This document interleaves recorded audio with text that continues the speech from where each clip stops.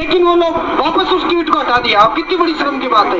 एक ही मर्द इंसान है राजस्थान प्रदेश में जिसने जो कह दिया वो कह दिया। जब पानी की टंकी पे हम लोग चढ़े थे उस वक्त ही नेताजी ने कह दिया था, बच्चों मेरा कहना मानोगे कि नहीं मानोगे? तो हमने कहा बताओ कूदना है, उतरना है या फिर ये बैठे रहना? आपको तीन चीजें इनमें से आपको अच्छा कौन सा लग रहा है?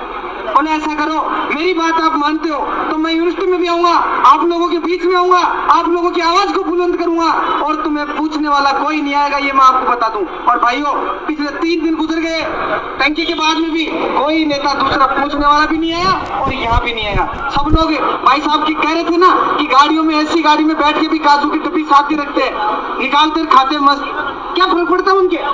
जब आदमी जैसे मैं हूँ, मैंने यदि खाना खा लिया, यकीनन मेरे पास में अरफुल जी बैठे हैं, इनको भूख लग रही है, मुझे इनकी पीड़ा का कोई आभास नहीं होगा कि इनको कितनी भयंकर तड़प हो रही होगी।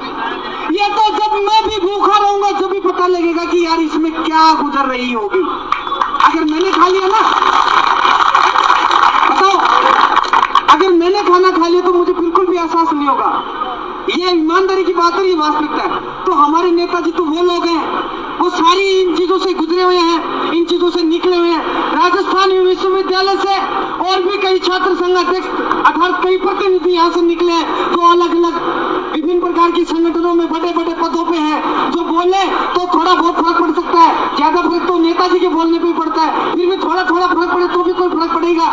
लेकिन वो लोग इतना नकारे हो गए हैं, वो भूल गए इस तपोभूमि को कि जिस भूमि ने उनको तैयार करके भेजा था कि जाओ जवानों लड़ो। लेकिन विश्वविद्यालय की जब मर्यादा आन बान शान पे आता है तो नंगे पांव दौड़ आना, लेकिन कोई नहीं आया, सारे घर चले गए, सो रहे हैं, आराम फरमा रहे हैं, अपनी बीवियों के हाथ की चाय कॉफी पी रहे हैं, मजे ले रहे हैं। भाइयों, एकमात्र लड़ाका राजस्थान प्रदेश का जिसको राजस्थान विश्वविद्यालय की आज भी चिंता है, आज भी फिक्र है, हनुमान बेनीवाल जी। जब टंकी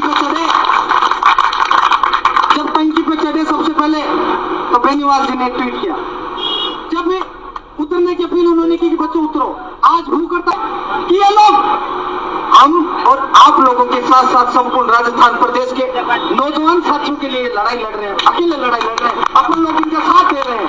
एक बहुत बड़ी बात है, क्योंकि इनको तो पता है सारी चीजों का, आपको पता है, मुझे भी पता है कि भ्रष्टाचार की दुकान यूनिवर्सिटी में खुलेगी और इस दुकान को बंद करने के लिए तो अपन लोगों ने नेताजी को याद किया है। नेताजी, जब आप हुआ करते थे तब कई चीज विकासशील होती थी, मेन गेट वीआईपी था, इसको आपने बंद करवाया, ग्रामीण परिवेश के बच्चों के लिए अलग से 5% का आरक्षण आपने दिलवाया, कई काम आपने विश्वविद्यालय के उन्नति के लिए करवाए, विकास के लिए करवाए, परिवेश परीक्षा परिणाम में सुधार करवाए।